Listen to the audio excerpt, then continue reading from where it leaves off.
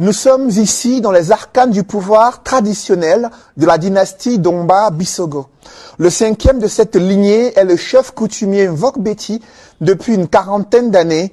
Sa Majesté Bilo Aifa est aujourd'hui en porte-à-faux avec l'administration territoriale au Cameroun, accusé d'incitation à l'insurrection, insubordination caractérisée et participation à une manifestation interdite. Il a été à la surprise générale destitué selon un arrêté ministériel, une décision qui a provoqué un tollé de réactions au sein de l'opinion publique. Qui est ce chef traditionnel qui est accusé de défiance contre les autorités administratives au Cameroun?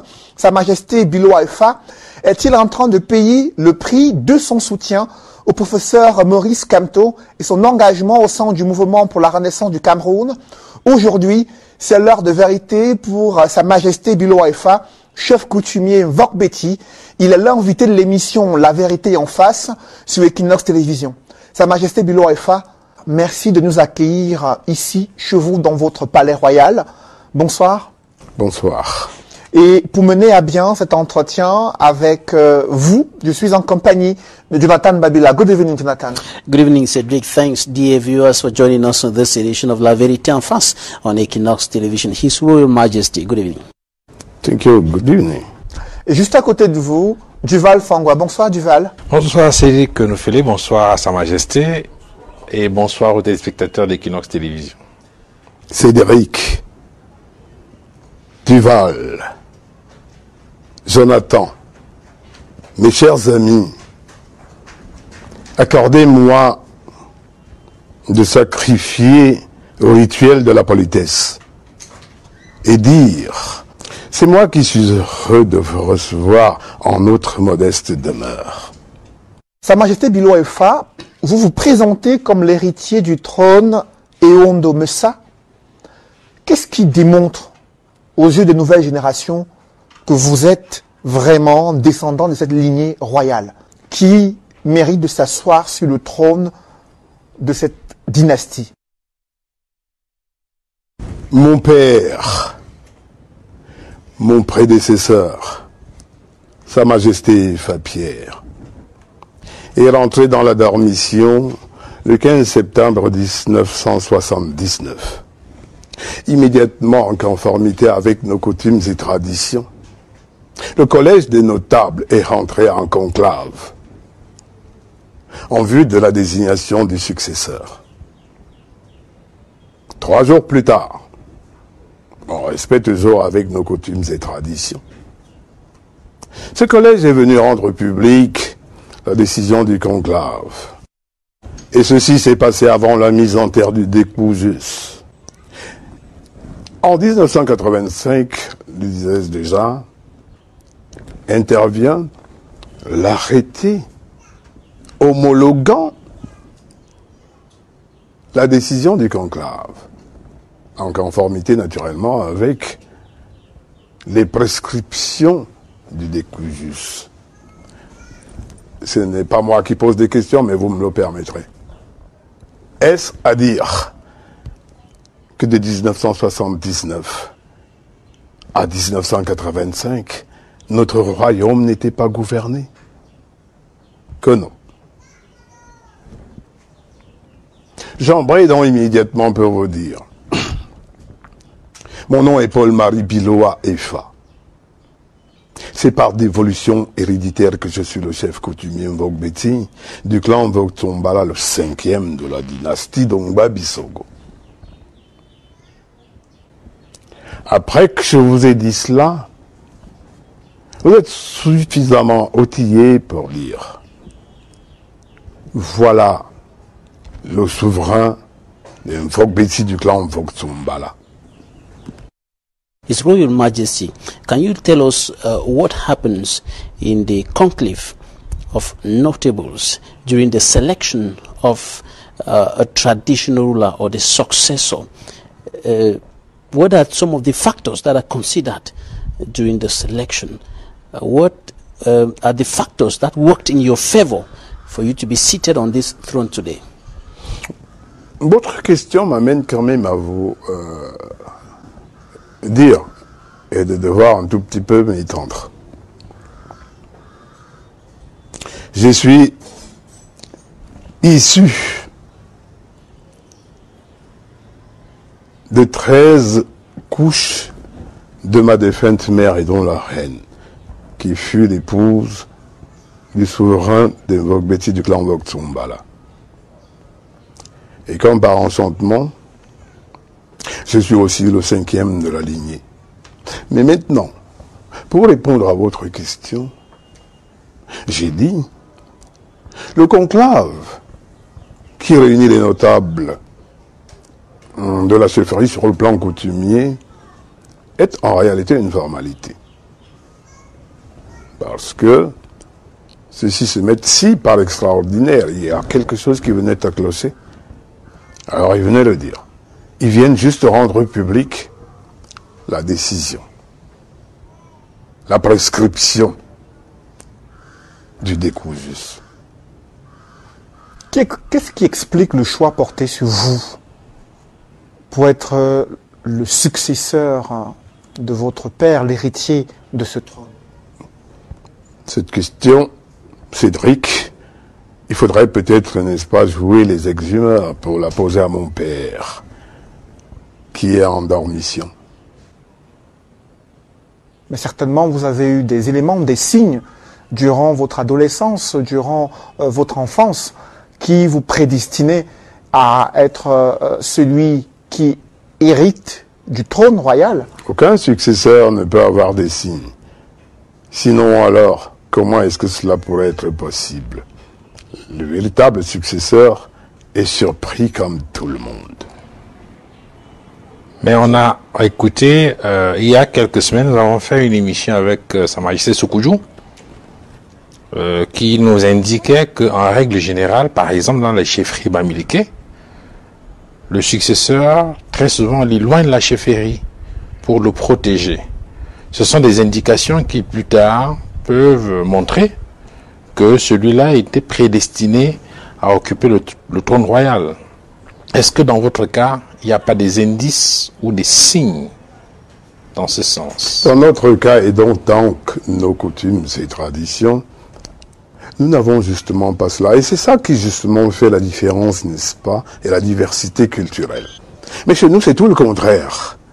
C'est-à-dire que tout se passe solennellement et le successeur est désigné avant la mise en terre. Parce que dans le cas, effectivement, est-ce que cela est lié à l'essence même de ces chefferies traditionnelles, à leur nature? Parce que vous savez, très souvent, on parle de la catégorisation des chefferies traditionnelles au Cameroun. On distingue les sociétés centralisées et les sociétés égalitaires, pour faire allusion à la prééminence du pouvoir royal, à l'aura dont jouit le chef, qui n'est pas forcément le même ou la même que ce soit dans les régions des Grassfields, de Nord-Ouest, entre autres, ou dans les sultanats Lamida de l'extrême nord ou du nord de façon globale, et les sociétés de la forêt, dont centre, sud, est, entre autres. Je voudrais vous dire, mon cher ami, que nous ne nous sentons pas du tout offusqués. Nous gérons nos us et coutumes, nos traditions. Chez nous, le chef est le chef. Les degrés ne nous concernent en rien. Peut-être que vous devrez rentrer un peu plus en détail, Sa Majesté, pour nous faire comprendre comment se fait le processus, nous décrit le processus de désignation ou de dévolution de ce pouvoir. Peut-être que ça nous permettrait effectivement de mieux comprendre et peut-être d'opérer une sorte de comparaison avec ce qu'on observe ailleurs, pour justement mettre peut-être en relief cette diversité qui doit être une richesse. Je venais de vous répondre, Duval, lorsque je vous disais que dans la tradition Béti et donc dans nos coutumes, la différence est claire. Lorsque le souverain, je dis bien, lorsqu'il rentre dans la dormition, parce que chez nous, les souverains ne meurent pas, ils dorment. Les monarques ne meurent pas, ils dorment. Lorsqu'il rentre dans la dormition, immédiatement, le collège des notables, n'est-ce pas, se met en branlée et entre en conclave. En vue de désigner un chef, mais seulement ils ne peuvent pas le faire, n'est-ce pas, en dehors des prescriptions du décousus? Je crois vous avoir apporté une réponse à ce sujet. Voilà la différence. His Royal Majesty, earlier you said that only your father can answer the question on the choice of you to be seated on this throne today. And I want to ask you the question: who has the decision as far as the choice of the successor of the king or the chief is concerned? Is it the chief who was on seat before his demise? Is it the notables or the ancestors? Bien, je vais vous répondre rapidement aussi à ce sujet. Le monarque tel que je le suis en ce moment connaît très bien son successeur. Mais il n'a pas besoin de le mettre en exergue. C'est lui qui connaît son successeur. C'est lui qui fait la confidence, n'est-ce pas, à ce que l'on appelle ici des notables. Et en un moment bien opportun, de sorte que cela ne transpire. C'est pour ça que je vous dis, le monarque n'a pas besoin de dire au successeur, il peut entreprendre des actions où le successeur n'est au courant de rien du tout. Mais c'est lorsque le conclave des notables est sorti que même ce successeur est mis au courant que c'est lui effectivement le successeur. Pourquoi? Le monarque, de son vivant encore, avant sa succession, ne peut le faire sinon il expose le successeur. Il risque, n'est-ce pas, d'alimenter une concurrence qui va permettre à ce que, dans les chefferies, que j'en commence une bagarre inutile. Voilà comment nos parents avaient pensé à l'époque. C'est pour ça que je vous dis, le successeur lui-même n'est pas en capacité de connaître avant le départ de son prédécesseur, qu'il sera le successeur. Sa Majesté Bilo Aifa, vous vous présentez comme le cinquième, la lignée de la dynastie Domba Bisogo. Qui est-il et quel rôle a-t-il joué dans l'histoire du Cameroun? Domba Bisogo, à la vérité, c'était un guerrier. C'était un chef de guerre. Il faut vous dire, avant l'arrivée, je vais dire, n'est-ce pas, de manière simple, le blanc, dans notre pays, ce furent des clans. Et ce qui primait beaucoup, c'était beaucoup plus les chefs de guerre. Et Domba Bisogo était donc un chef de guerre qui, immédiatement, de manière indue et de facto, devenait le chef de son clan. Maintenant, si je voudrais, pour vous éviter, n'est-ce pas, plusieurs autres questions, je vous dis, je suis le cinquième de la lignée et donc le cinquième de la dynastie. C'est un fait. Ce n'est pas un artifice. Domba Bisogo fut donc le chef de guerre et donc le chef de la tribu des Mvogbeti du clan Mvog-Tsumbala. Après lui, ce fut Efangon Esele qui succéda à Domba Bisogo. Après Efangon Esele, c'était Édouard Bala qui succéda aussi à ce dernier. Et ensuite, c'était Tefa Pierre, et donc mon prédécesseur immédiat. Si vous faites un petit calcul arithmétique simple, vous comprendrez que Paul-Marie Bilo Aifa devient immédiatement le cinquième de cette dynastie. Et ce guerrier, Domba, quelles ont été ses relations avec les Blancs lors de... Tout un bon Betty, Domba Bisogo était un sédentaire. Il n'entendait pas. Quelle est la symbolique de ce sang bleu chez les Tsumbala? Le sang bleu, lorsqu'on le dit, c'est en métaphore. Vous conviendrez avec moi qu'aucun sang n'est bleu. Mais nous le disons en métaphore pour symboliser, n'est-ce pas, la force elle-même, et je dirais même la supériorité. parce que le Tsumbala, l'invoque Tsumbala, c'est le clan le plus puissant de la ville de Yaoundé. Aujourd'hui, s'il faut représenter ce clan, quelle est l'étendue de son influence et sa disposition sur la carte administrative de la capitale Yaoundé? Disons que son étendue est assez vaste. Je vous dispenserai, n'est-ce pas, d'être exhaustif en la matière. Les Tsumbala, lorsque vous parlez des Tsumbala, je vais vous prendre, n'est-ce pas, quelques petits coins. L'Onvok Beti, d'abord, c'est l'aîné des Tsumbala. Il y a l'Onvok Ada, il y a l'Onvok Atemenga, il y a l'Onvok Dou, il y a l'Onvok Ntigi, pour ne citer que cela. C'est en réalité, n'est-ce pas, ce clan-là qui bonde de la ville de Yaoundé. Et donc, lorsque vous entendez les Tsinga, les Angok, c'est des gens à qui le Tsumbala a accordé asile. Le Tsinga, l'Angok, pour ne citer que cela. Il leur a accordé asile. Et on s'est comporté avec eux, n'est-ce pas, en frères. Les étudiants aussi, par exemple, ils sont venus, c'est des frères.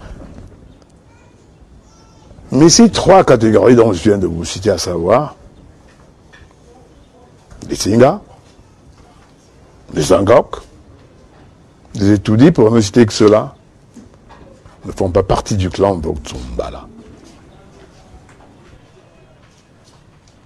His Royal Majesty, earlier you said your ancestor was a warrior.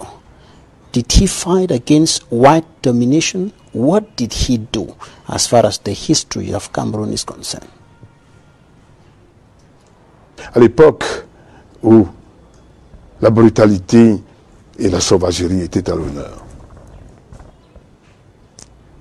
il fallait effectivement des chefs de guerre pour faire face à ce genre de situation. Alors, on me poser la question aujourd'hui, qu'est-ce qu'il a fait? Non, je ne saurais pas être exhaustif. C'est pour cela que je vous prierai. Nous redévelopperons, n'est-ce pas, cette thèse. Mais l'important, Sa Majesté, il est important de donner un ou deux faits importants, je vais dire du point de vue historique, pour montrer justement l'aura dont jouissait ce chef et l'importance de cette chefferie traditionnelle. Vous savez, lorsqu'on parle de l'histoire coloniale du Cameroun, lorsqu'on évoque les rapports entre l'administration coloniale et les chefs traditionnels, il y a un certain nombre de noms qui reviennent comme étant ceux qui, d'une façon ou d'une autre, ont résisté soit à la pénétration allemande, en prenant le cas, par exemple, des chefs du sud-ouest, Kouvali Kenyé, Oba Beti, dans la forêt, entre autres. Il y a ceux qui ont résisté à l'administration allemande. On prend le cas d'un certain nombre de chefs côtiers, Rudolf Douala Mangabel, ou encore Martin Paul Samba à Ebolova, entre autres. Lorsqu'on parle de ces chefs, très souvent, on ne voit pas apparaître en premier plan, justement, les chefs, vos ancêtres, en tout cas, les premiers. Oui. Alors, la question qu'on pose, c'est de savoir si on peut rappeler de façon assez brève un ou deux faits majeurs qui permettent justement de voir quelle était, par exemple, sa contribution à la lutte, à la résistance, à la pénétration ou à l'administration allemande. Peut-être que cela permettrait de voir justement l'aura dont jouissait ce chef et les rapports très tendus que vous avez évoqués tout à l'heure, que vous avez souligné tout à l'heure, avec l'administration. Babisogo a accordé asile, n'est-ce pas, à l'Allemand, qui était venu d'abord en visiteur, en explorateur, mais qui s'est mué en colon. Il lui a accordé asile. Mais Ongba Bissoko n'a pas accepté, n'est-ce pas, l'inféodation. Il n'a pas accepté l'intimidation. Il n'a pas accepté le mode de fonctionnement du colon allemand, celui-là, donc le visiteur qui était devenu le colon. Il ne l'a pas accepté. D'où l'ouverture des hostilités à une époque. Les plus violents, on les connaît. Par exemple, le chef, le roi des Bamoun, le sultan Djoya, qui a été destitué, puis exilé par l'administration coloniale française, notamment le colonel Marchand, qui lui-même est descendu à Foumbane pour s'en occuper. On connaissait très bien les rapports très tendus qu'ils avaient avec les autres. On n'est pas arrivé jusqu'à ce niveau-là, non? Ce que vous évoquez là vient longtemps après, n'est-ce pas, le règne d'Ongba Bissogo et bien d'autres, parce que Ongba Bissogo, lors d'un moment d'accalmie, avec le colon allemand, je veux dire allemand parce qu'il y a eu des Anglais aussi à une époque, le colon allemand de manière précise, le colon a pensé que c'est parce que ces deux entités ne se comprenaient pas. Le colon a demandé à Ongba Bissogo de lui donner 1 ou 2 enfants pour l'Allemagne, de sorte qu'il puisse apprendre la langue, de sorte que celui-ci vienne jouer le rôle d'interprète. Parce qu'il avait pensé que c'est peut-être ça qui était à l'origine, n'est-ce pas, de tous les conflits. Et alors que Charles Atanga Ntsama, qui fut désigné le chef supérieur des Ewondo et des Beneux à l'époque, l'est devenu dans ses tenues coloniales. Ça, je ne vous apprends rien en la matière. Bon, mais ça n'était pas ça. À la vérité, je suis tristement obligé de le dire, il était un interprète. Charles Atanga Ntsama, qui fut désigné par le colon, le chef supérieur des Ewondo et des Beneux. Non, de pour preuve, les Beneux, n'est-ce pas, avaient, n'est-ce pas, refuté cette autorité de Charles. Ils ont dit qu'ils allaient, n'est-ce pas, se mettre à l'écart de cette autorité. Je vous dispense de la suite. Maintenant, pour revenir, lorsque Njoya, il vient en exil, il avait été condamné effectivement par le colon, à cause de ce qu'on dit encore aujourd'hui, insurrection, ou bien tout ce que vous voulez. C'est Charles, quand même, à cette époque-là, qui demande au colon allemand, pour préserver la dignité de ce dernier, au lieu qu'il aille en réclusion, dans une maison d'arrêt, qu'il vienne plutôt en exil, plutôt chez lui, à Yaoundé, et il l'a établi à Efoulan. Il a donc établi le sultan Njoya à l'époque à Efoulan. C'est pour ça que vous allez remarquer que Efoulan est bondé de Bamoun. C'est-à-dire que ça me permet d'embrayer tout de suite là pour vous dire que cette histoire dont on parle d'autochtonie, non, ça n'a pas de sens. Pour nous, ceux-là sont désormais, depuis lors, considérés comme étant des autochtones. Peut-être que vous viendrez à ce sujet. Mais... On va en parler dans cette émission Sa Majesté Bilo Aifa. Lorsque vous êtes intronisé, quelles sont les personnalités qui assistent à cette cérémonie et qui donnent une onction, une valeur traditionnelle à cet événement? Et donc, vous me ramenez justement en 1979, tel que je vous l'ai dit à l'entame, n'est-ce pas, de vos questions. Je ne serai peut-être pas exhaustif, mais je vais vous dire, n'est-ce pas, je vais vous faire part des grandes figures. Il y avait André Fouda, qui était là au rang de la grande notabilité lors de mon intronisation. Il y avait, on l'appelait affectueusement Zibingandanga, et qui était donc le papa du patriarche Onambele Zibi. Il y avait Noah Bikié, qui lui était le grand-père de Yannick Noah. Voilà un peu quelques figures. Il y en avait à foison, mais je vous donne déjà au moins ces quelques figures pour comprendre, pour vous situer en tout. Ce qui peut nous amener peut-être sur le terrain des rapports que vous aviez avec d'autres chefferies environnantes. Très souvent on parle des liens avec Etouameki. Ça renvoie à quelque chose de particulier, de spécifique. Vous posez une très belle question, je vais vous répondre, n'est-ce pas, l'historicité d'Etouameki. Etouameki Lorsque cela est traduit en notre langue, c'est la mare de sang. Et toi, mais qui? Bien car loué, un zal. Et toi, mais qui? Et toi, chez nous, c'est la mare. Et toi, mais qui? C'est-à-dire la mare de sang. C'est là où s'est passée la dernière bataille entre Ongba Bisogo, justement, et les Allemands. Et c'était là, ces derniers jours, Ongba Bisogo. C'était un guerrier qui est mort, les armes à la main. Mais non, pour revenir, pour dire que les autres chefferies, je vais vous dispenser de ce autre.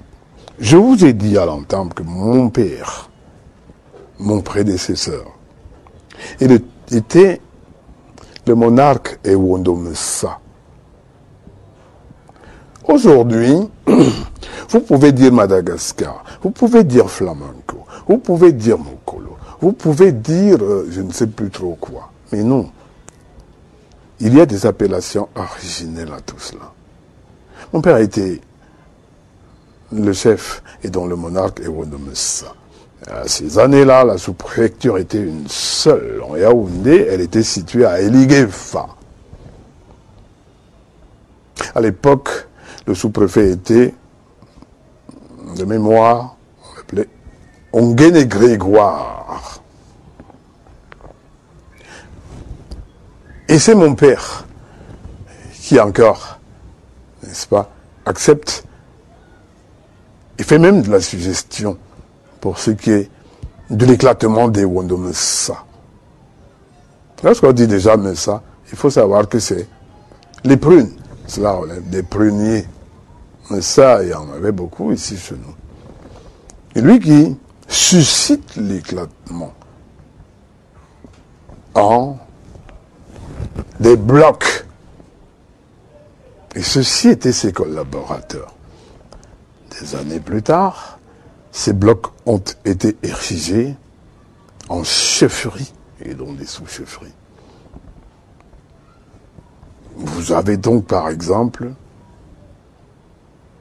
sa carrière, j'ai dit que je ne serais pas exhaustif.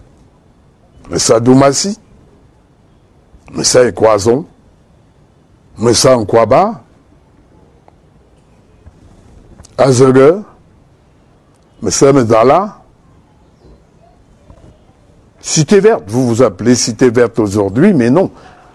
L'appellation originelle est tout autre. Lorsqu'on dit Cité Verte, oui, c'est l'appellation qu'on a donnée aujourd'hui. Mais nos parents, et nous-mêmes, n'est-ce pas, qui soyons vraiment originaires, nous appelons Eligmizezam. Bibia Carlone et l'Église Et l'Église chez nous, ça veut dire quoi? C'était là où on parquait nos lépreux. Et l'Église lorsque vous le direz, quelque part, on comprendra que, mais tiens, ceux-là, ils connaissent de quoi il s'agit, ils savent de quoi il s'agit. Mais aujourd'hui, vous appelez Cité Verte. Bon, je voudrais bien qu'elle soit verte encore, cette cité. Mais voilà.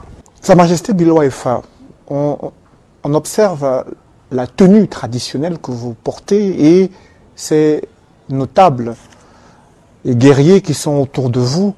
Que représentent ces attributs, ces accessoires dans votre chefferie et à quel symbole renvoie-t-il concrètement? Je voudrais déjà vous répondre tout de suite que celui-là que vous voyez à ma gauche, c'est lui qui tient ce qu'on appelle ici la ségale royale qui se transmet chez nous de génération en génération. La ségale royale, certains appellent la lance, mais moi je préfère vous dire la ségale royale qui se transmet de génération en génération.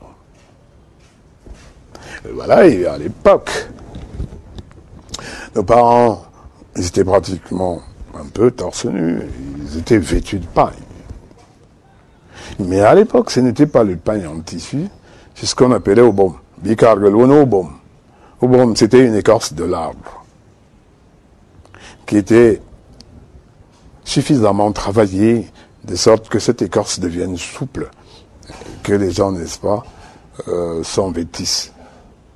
Bilourna, obom. Bon, j'ai encore quelques tenues d'obom ici, là, mais au jour d'aujourd'hui, c'est assez raffiné.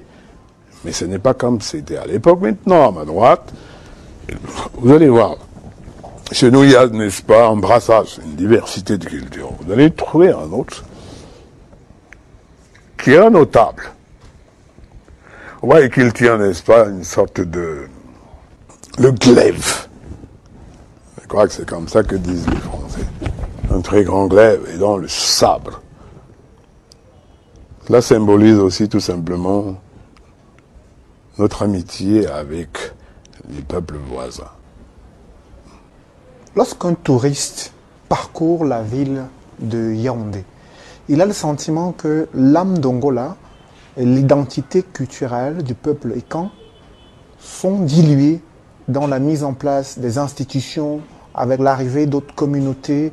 Il n'a pas la possibilité de pouvoir découvrir cette identité culturelle. Est-ce que vous êtes confronté à cette réalité, cette dilution des valeurs traditionnelles?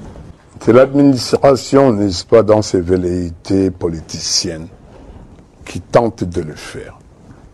Mais nous disons que nos us et coutumes restent intacts. Je vais vous prendre des exemples simples. Chez nous, il n'a jamais disparu ce que vous appelez Essani. Alors, Bialouane Essani, c'est-à-dire que c'est une danse mortuaire, pour dire un tout petit peu adieu. Je ne vais pas dire au revoir. Adieu, n'est-ce pas, à un décousus. On appelle Essani. Chez nous, il y a le rituel de la dot, à Wallonie-Hawk. On dit, bon, lorsqu'une fille va aller en mariage, il y a tout cela. Bon, il y a quelques aspects qui auraient disparu. C'est-à-dire à l'époque de nos parents, il y avait des jeux, cela était, n'est-ce pas, ça rentrait dans le cadre des jeux. On appelait Ngak, c'était un tout petit peu des boules qu'on jouait un peu comme le ballon, mais ça n'était pas le ballon du tout. Donc, nos traditions n'ont pas été diluées dans l'administration, mais nous disons, et nous continuons de soutenir, que l'administration tente, n'est-ce pas, d'essayer de diluer nos traditions. Pour quelles raisons? Ben ça, c'est pour des raisons politiciennes. Pour des raisons politiciennes. Comment procède-t-elle, selon vous? Ah, ça, je ne peux pas vous dire avec exactitude comment elle procède. C'est d'ailleurs il faut commencer par ce qu'on appelle, c'est Machiavel qui avait dit diviser pour mieux régner.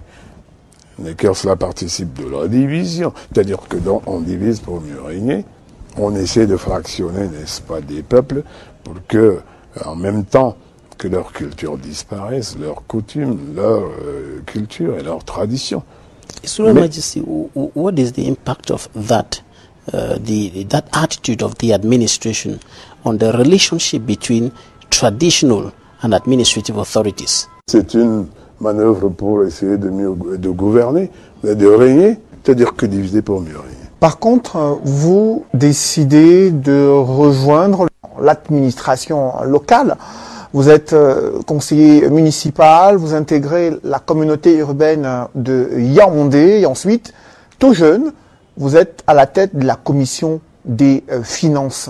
Comment avez-vous vécu cette ascension au sein de cette administration à Yaoundé et le fait d'être celui qui prend la place de votre père? Vous essayez d'aborder, n'est-ce pas, le volet qui va nous emmener sur le plan politique. D'accord. Mon père était en même temps le trésorier du comité de base de notre village. Longtemps avant moi, c'est-à-dire que je vous ai dit que j'ai succédé au trône de mon père en 1979. Et donc nous étions alors, ça n'était pas le RDPC, c'était l'UNC. Mon père était président du comité de base. Mon père était conseiller municipal, n'est-ce pas, de ce qu'on appelait à l'époque la commune de plein exercice. Lorsque je succède donc à mon père, j'ai remplacé mon père, n'est-ce pas, au comité de base et donc à son poste de trésorier. Et à l'époque, en 1982, surviennent, n'est-ce pas, ce qu'on appelle des élections, mais pour la forme, c'est-à-dire les élections à la communauté urbaine. Mais à l'époque, je vais vous dire ce que vous semblez déjà ne pas ignorer. Ça n'était pas des élections en tant que telles, c'était pour la forme. Alors, on lisait votre nom à la radio. Dès qu'on avait lu votre nom à la radio, parce qu'il y avait la radio, il n'y avait pas la télévision. Alors, de facto, vous étiez déjà conseiller municipal, voire même député aussi à l'époque. Mais on passait par la formalité, c'est-à-dire on dit l'élection. Voilà comment, en fait, je fais mon entrée dans la politique. Et j'embraye tout de suite pour vous dire que non. Et donc, je rentre au conseil municipal en 1982. Je suis le plus jeune conseiller municipal de la République d'alors. Et après, la commission des finances à la communauté urbaine, comment ça se passe? Vous qui êtes le plus jeune, lorsque il y a des réunions visant à pouvoir examiner le budget et prendre des décisions et des orientations pour le développement de la ville de Yaoundé, comment ça se déroule?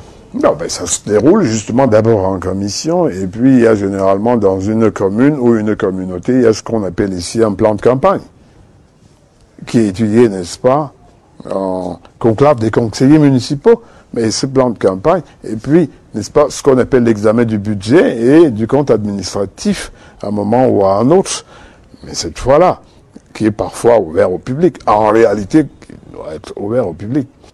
J'étais conseiller municipal, j'étais encore tout jeune, et je ne prenais pas aux travaux, n'est-ce pas, du conseil municipal, qui était l'organe délibérant de la communauté de cette époque. Mais comment vivez-vous ces rapports ou cette relation ou ce, pardonnez-moi l'expression, ce concubinage entre le pouvoir temporel et spirituel que vous incarnez et le pouvoir politique? Comment vivez-vous cela? J'étais au commencement de mon magistère de toutes les deux pôles, et donc la politique et l'administration. Je devenais, de facto, en 1985, auxiliaire de l'administration par, n'est-ce pas, l'arrêté préfectoral homologuant la décision des notables. Hein? Et là, d'autre côté, par hérédité, je rentrais dans la politique parce que mon père y était. Alors, vous dire comment est-ce que je vivais cela, il n'y avait pas de problème. Moi, je pense qu'il n'y avait pas de problème à ce niveau, encore que nous étions dans le monolithisme à ces années-là.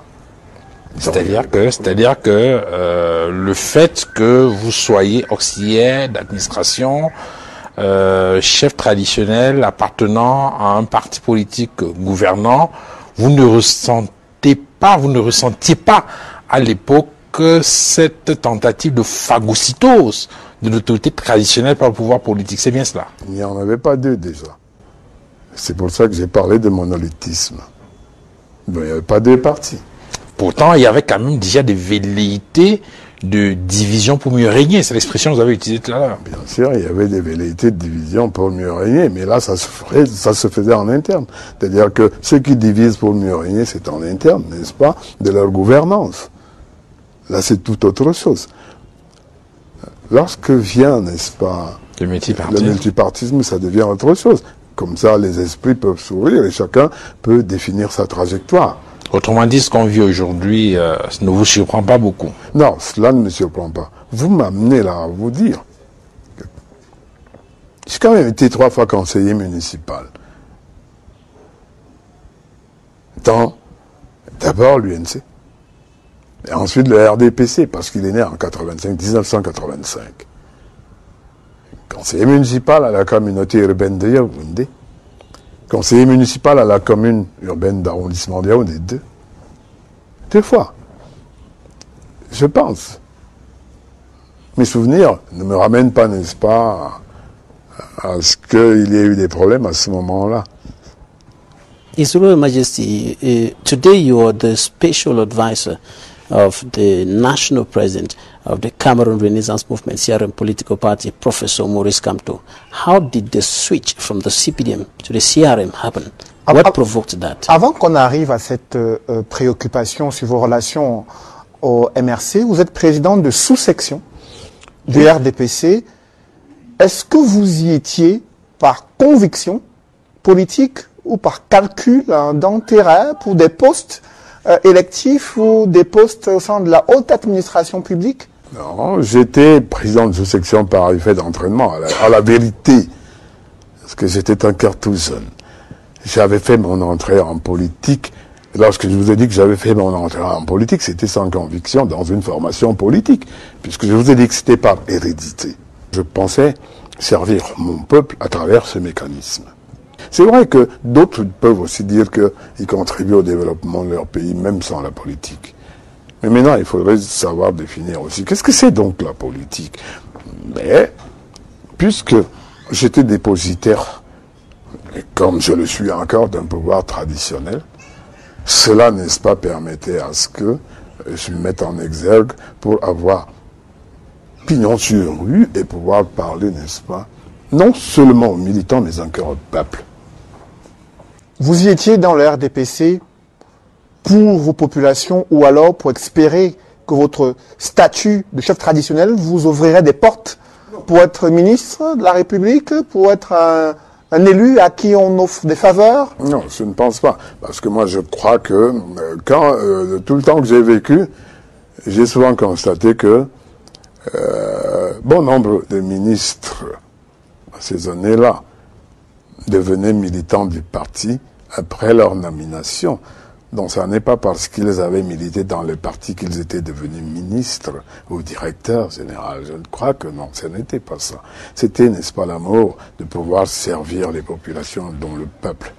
Nous parlerons du bilan de votre passage au sein du RDPC dans la deuxième partie de cette émission La Vérité en face, avec pour invité Sa Majesté Bilowa Efa, chef coutumier Vokbeti, 5e de la dynastie Domba Bisogo, qui nous fait l'honneur d'ouvrir les portes de son palais royal afin de réaliser cette émission depuis le palais royal du chef coutumier Vokbeti, Sa Majesté Bilowa Efa. D'abord, une courte pause dans cette émission.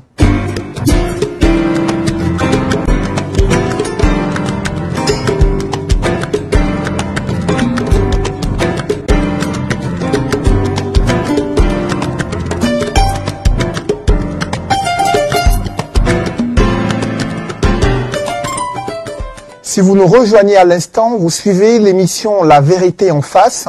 Invité ici, c'est Sa Majesté Bilowa Efa, chef coutumier Vokbeti, 5e de la dynastie Domba Bisogo, qui a ouvert les portes de son palais royal afin de nous édifier sur les us et coutumes de sa chefferie, de son clan, également les relations entre les autorités traditionnelles et l'autorité administrative ici à Yaoundé. Sa Majesté Bilowa Efa, nous évoquions en première partie votre parcours politique au sein du RDPC. Vous avez plusieurs fois attiré l'attention de vos camarades politiques sur la gestion des finances publiques au sein de la communauté urbaine, et c'est comme ça que vous avez mis à nu des manœuvres assez mafieuses concernant la gestion des marchés publics. Que s'est-il réellement passé sur ce point précis? Lorsque je vous ai dit que je suis entré en politique, à la vérité, par hérédité, c'est parce que je me disais que la politique, n'est-ce pas, rimait de toutes les façons avec, n'est-ce pas, le dépositaire même de la tradition que je suis. Je me disais que j'apportais par là ma modeste contribution au développement de mon pays à travers la politique. Bien, mais de fil en aiguille, j'y suis allé de frustration en frustration, parce que tout ce que j'apportais, n'est-ce pas, au sein de ce parti politique qui était donc encore, n'est-ce pas, où nous étions encore dans le monolithisme, tout était battu en brèche. J'ai compris que non, allant dans cette lancée-là, je ne serais vraiment pas utile à mon peuple. Qu'est-ce que vous avez apporté au RDPC? Qu'est-ce que vous avez dénoncé comme entrave, comme dysfonctionnement au sein de ces conseils municipaux, conseils de communauté auxquels vous avez assisté? J'ai dénoncé plusieurs, n'est-ce pas, situations, à savoir la gestion même du bien public, qui, à mon sens, me paraissait pas pour le bien de la communauté. J'ai dénoncé bon nombre de choses à cet effet. Bon, je n'ai pas été compris et doucement, progressivement, la frustration s'installait parce que j'ai compris que je n'étais peut-être pas dans le moule, n'est-ce pas, de ce qui était attendu pour ceux qui faisaient de la politique dans cette formation. Peut-être quelques illustrations, Sa Majesté, pour nous permettre de voir quel était le sens de ces dénonciations. Je vais vous prendre un exemple. Et là, c'est assez lointain. Prenez par exemple, lorsque j'étais à la communauté urbaine, à la commission des finances, je vous prends un petit exemple. Les marchés. Lorsqu'on parle de marchés publics, ça n'est peut-être pas les marchés publics, on parle des marchés. C'est-à-dire, on parle de marché, on dit par exemple marché de Mokolo, marché de 8e, marché de ceci. Il y a par exemple, n'est-ce pas, des locaux, des box qui sont mis en location par la communauté. Un exemple. À un moment, le budget avait prévu, n'est-ce pas, un recouvrement d'un certain montant. Je vous dispense des chiffres exacts. Le recouvrement a été, n'est-ce pas, à l'excédent. Et le budget d'après, qui du reste est généralement prévisionnel, nous avons prévu, n'est-ce pas, un recouvrement un peu plus au-dessus de ce qui avait été recouvré préalablement. Mais le constat était clair. Nous étions très en deçà de ce qui avait été prévu et de ce qui avait été recouvré préalablement, l'exercice, n'est-ce pas, d'avant. J'ai commencé à poser la question, mais de quoi il s'agit? Il faut qu'on essaie de nous expliquer. Pourquoi? Est-ce qu'on ne paye plus les loyers dans les boxes de marché? Est-ce que il m'a été répondu, bon là c'était peut-être pas de manière ouverte, on me dit que non, ça n'est pas comme ça qu'on travaille ici. J'ai commencé à comprendre que je n'étais pas dans la même ligne de politique, je n'étais pas dans la même vision que mes camarades d'alors. Bon, j'ai quand même continué ça. Nous étions encore à la communauté urbaine.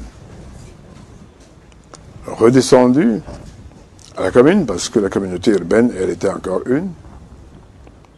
Lorsque vint l'éclatement qui donna naissance à Yaoundé 1er, Yaoundé 2, Yaoundé 3, 4, où j'étais conseiller municipal une fois de plus à Yaoundé 2, les mêmes situations, n'est-ce pas, revenaient. Elles étaient récurrentes. Mais c'était la même situation, c'était la même rengaine. J'ai compris que je n'étais pas en phase avec, n'est-ce pas, mes camarades d'alors. Toutes les suggestions faites étaient jetées dans la poubelle. His Majesty, where was the problem? Was it an issue of party discipline, party vision, or individual interests of some of your comrades? Ah, je crois que c'était les intérêts des individus. Ça ne pouvait pas, c'est-à-dire une entité politique, n'est-ce pas, ne peut pas fonctionner comme ça. C'est-à-dire que je suis sûr que des individus, n'est-ce pas, rentrent à l'intérieur pour, n'est-ce pas, leurs propres intérêts. D'accord. Mais le problème, c'est que quand nous sommes donc dans un parti politique, il faut pouvoir dénoncer ce qui semble ne pas être bon. Mais j'ai compris que non. À force de dénoncer ce que, n'est-ce pas, à mon avis, n'était pas bon, je recevais plutôt les foudres des autres camarades qui se reconnaissaient, n'est-ce pas, dans ces intérêts mafieux. Bon. Alors, loin de me résigner, je préfère vous dire tout de suite que chance. Après avoir constaté que vos dénonciations ne produisent pas toujours les fruits escomptés, vous décidez vous-même de challenger vos camarades lors des primaires organisées au sein du RDPC. À partir donc de l'instauration des primaires au sein du parti, j'ai vu là l'opportunité, n'est-ce pas, de pouvoir démontrer ce dont nous sommes capables, de pouvoir mettre en exergue notre popularité, et dont la mienne, si vous voulez. Mais ce qui a été fait, d'abord les élections au sein du parti, que l'on appelait le renouvellement des organes de base, en 2002, je bats tout le monde. Qui supervise ces primaires en interne et qui sont vos adversaires à l'époque? Ceux qui supervisaient, j'aime mieux vous dire qu'au niveau de la supervision, n'est-ce pas des primaires, beaucoup plus. D'abord, des élections internes, c'est-à-dire le renouvellement des organes de base qu'on appelait. Il y avait, là je n'ai pas besoin de taire son nom, puisqu'il vient encore, Serge Laurent et Tounigo, qui supervisaient les élections en interne, au niveau de la sous-section. Ok, je passe avec brio, c'est-à-dire à la sous-section. Je deviens donc le président de sous-section. Immédiatement après, il est convoqué, n'est-ce pas, les élections primaires. Au sein du parti, les primaires ici étant entendu que les primaires, c'est une opération qui consiste, n'est-ce pas, à déceler les meilleurs d'une formation politique pour les mettre face aux meilleurs des autres formations politiques. Bien. Je passe encore avec brio, mais je ne peux pas manquer de vous dire.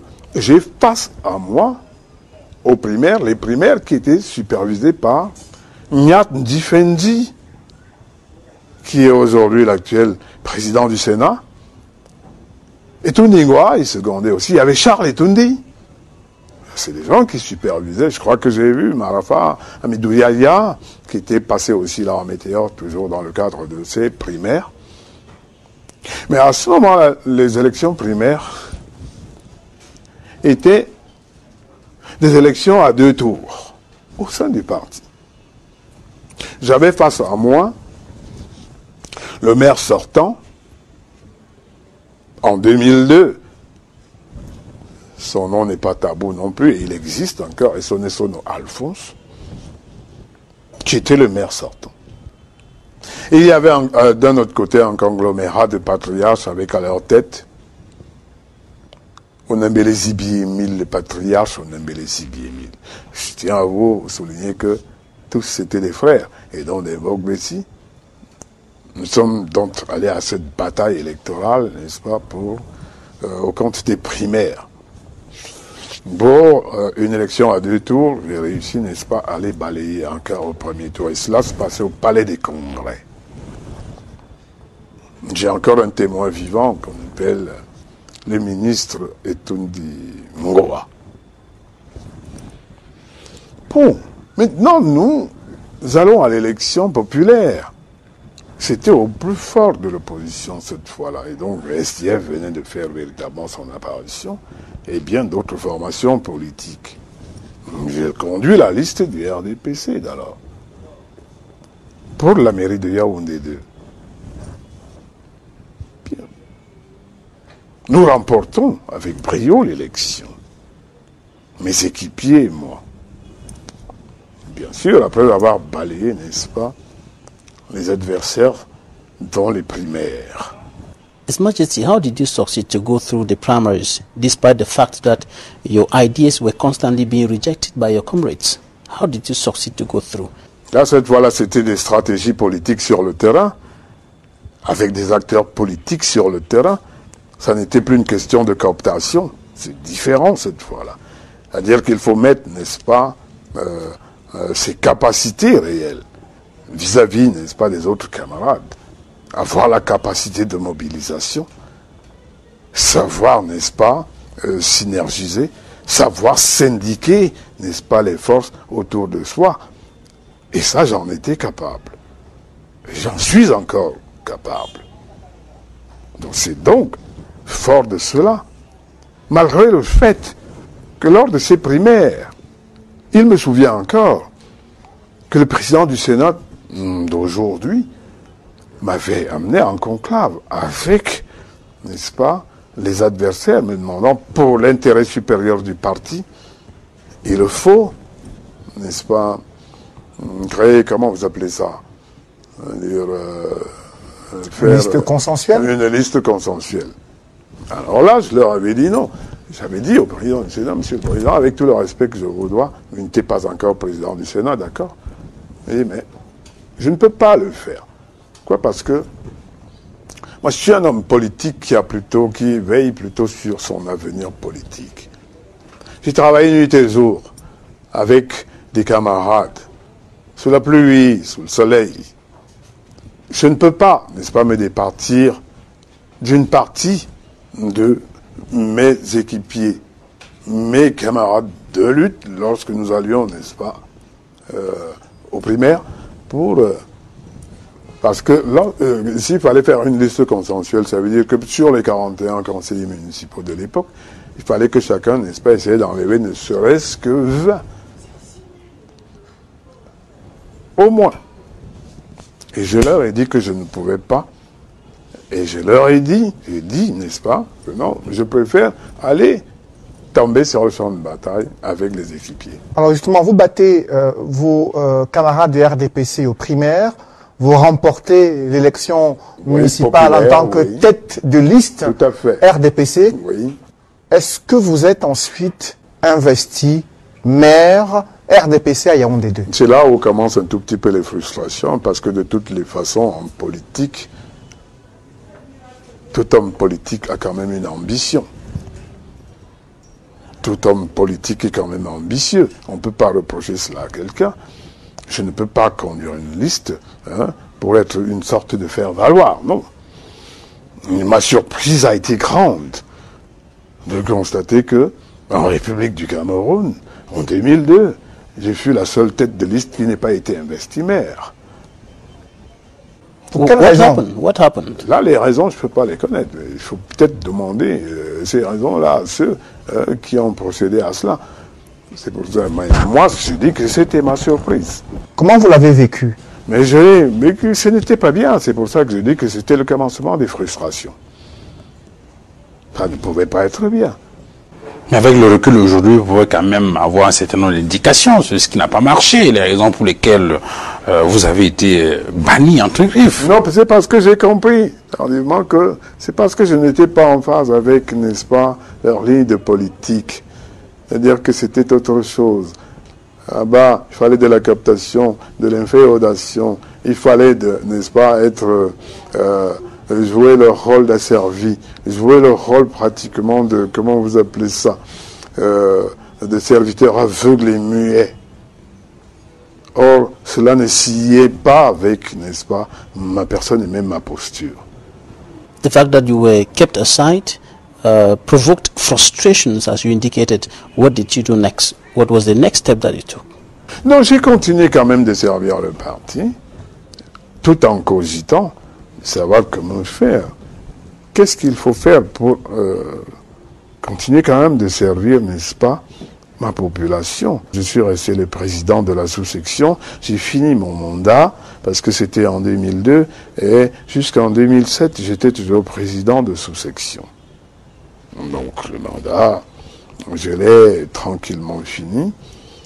Après, je suis resté militant du parti. Mais c'est après, bon là ce sera une autre affaire. Il y avait plusieurs partis, déjà qui étaient nés, mais je ne voyais pas encore. C'est-à-dire que pour redéfinir ma trajectoire politique, je ne voyais pas encore un parti, n'est-ce pas, ayant une idéologie qui épousait mes aspirations. Mais ça peut paraître incongru, Sa Majesté. Vous êtes tête de liste au cours d'une élection, après on investit quelqu'un d'autre, et puis vous restez quand même le responsable de cette formation politique. Vous ne quittez pas le parti, mais vous cogitez parce que vous estimez qu'il n'y a pas encore une formation politique qui réponde à vos aspirations. Certains pourraient imaginer qu'il y avait peut-être un certain nombre d'intérêts que vous aviez l'intention de protéger et que c'est la raison pour laquelle vous n'êtes pas tout de suite décidé. Non, je continuais, n'est-ce pas, d'apporter mon expertise dans le parti politique. Ce que je venais de vous dire, je continuais d'apporter mon expertise dans le parti politique. Une expertise dans un environnement où personne ne vous écoutait, où personne ne prenait au sérieux ce que vous expliquez. Oui, bien entendu, mais que fallait-il faire? Il ne fallait pas rester inerte, il ne fallait pas rester, n'est-ce pas, dans l'anonymat, il fallait toujours apporter, n'est-ce pas, du sien, pour le bien. Vous pourriez décider, par exemple, de claquer la porte. Oui, claquer la porte, c'est des attitudes, comment je peux appeler ça? C'est-à-dire que je ne suis pas belliqueux par essence. Ce n'est pas comme ça que ça fonctionne avec moi. C'est-à-dire que j'ai la possibilité et le temps, n'est-ce pas, d'observer et de voir venir. Alors que le paysage politique se diversifie, vous décidez d'adhérer au mouvement pour la renaissance du Cameroun. Lorsque certains de vos proches apprennent cette nouvelle, ils se posent une question triviale. Comment l'héritier du trône, Ewondo Musa, un roi chez les Ekans, est-il devenu conseiller politique, conseiller spécial, leader politique accusé de tribalisme? Dans mon entendement, je n'ai jamais, n'est-ce pas, intégré que l'opinion politique, n'est-ce pas, l'opinion divergente, par exemple, devrait influencer les fonctions traditionnelles. Je n'ai jamais pensé qu'il fallait absolument, parce que, n'est-ce pas, on est dépositaire de la tradition, être dans un seul et unique parti, et dans le parti au pouvoir. Même lorsque ce parti, n'est-ce pas, ne satisfait pas vos aspirations. Donc je n'ai pas toujours pensé comme ça. Mais maintenant, dès le moment que j'ai fait un parti politique qui satisfaisait mes aspirations, là où j'ai pensé que je pouvais effectivement apporter mon expertise et qui pouvait porter, j'ai décidé de redéfinir ma trajectoire politique. Mais c'est quoi la particularité de cette formation politique? Parce que, comme vous l'avez indiqué, il y a d'autres formations politiques qui animent la vie publique depuis le retour au multipartisme. Il y a le SDF en 90 avec l'Union pour le changement qui fait des vagues, je dis, qui suscitent beaucoup d'admiration. Vous avez l'Union des populations du Cameroun qui revient sur la scène. Mais pourquoi le MRC? Pourquoi le MRC? Animer une vie politique est une chose, mais l'idéologie en est une autre. Et l'idéologie du mouvement pour la renaissance du Cameroun, n'est-ce pas, c'est la recherche réelle, n'est-ce pas, de l'amélioration du cadre de vie des concitoyens. Le social-libéralisme. C'est-à-dire que social-libéralisme qui lui est la synthèse des principaux courants de pensée qui placent l'homme au centre de l'action politique. Alors je me suis dit, eh ben voilà, je peux y apporter mon expertise. Et j'y suis. Et je tiens à vous dire que j'entre dans le MRC en... D'abord, je démissionne du parti RDPC le 10 avril 2013. Alors, immédiatement, je fais mon entrée dans le MRC. Oh. Nous allons aux élections en 2013, justement, pendant que nous n'avions même pas encore 7 mois d'existence, il n'y avait pas de problème. Ce qui m'intéressait, n'est-ce pas, c'était l'idéologie du parti et le projet de société, qui pour moi me paraissait, n'est-ce pas,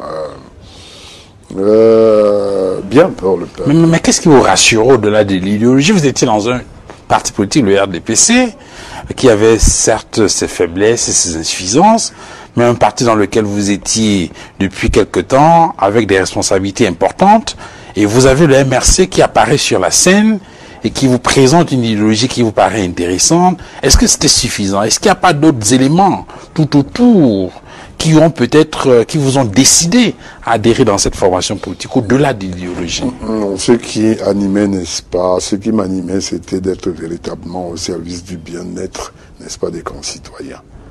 Ce n'est pas tellement, parce que j'avais déjà suffisamment donné, et mal compris malheureusement, mais ce qui m'animait, c'était véritablement être au service des concitoyens. et que ce que j'apporte, n'est-ce pas, puisse véritablement servir. Sa Majesté Bilo Efa, un an après l'élection présidentielle d'octobre 2018, suivie d'une contestation post-électorale que vous avez menée, le ministre de l'administration territoriale a rendu public un arrêté portant destitution de Bilo Efa, chef de 3e degré du quartier Nkwaba. Dans ce document, il vous reproche d'être un instigateur d'actes d'insurrection, d'insubordination caractérisés contre les autorités administratives et de participation à une manifestation interdite. Ce sont les motifs invoqués pour votre destitution. Lorsque ce document est rendu public, comment réagissez-vous? Oui, déjà, lorsque j'ai entendu, c'était par voie de médias que j'ai entendu, n'est-ce pas, cet arrêté des ministres.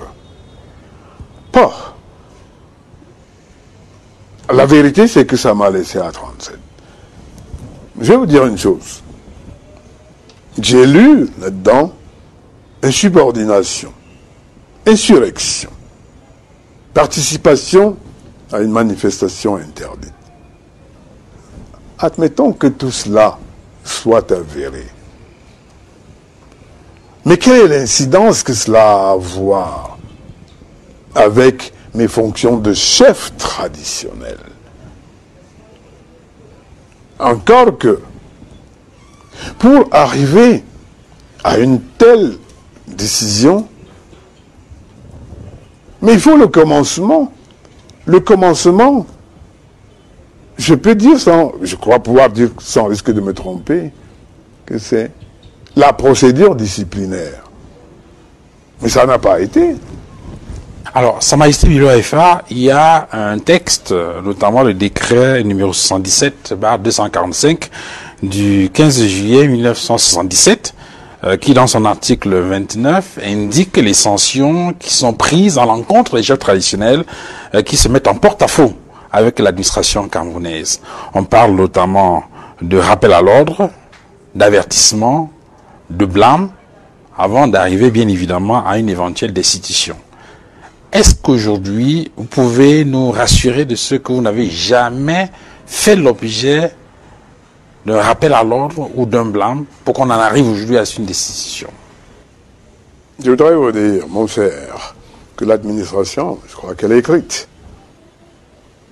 Si j'avais fait l'objet, n'est-ce pas, d'une seule étape de ces procédures, cela serait juste, cela serait d'ailleurs porté, n'est-ce pas, donc l'arrêté, n'est-ce pas, qui m'a été notifié jeudi.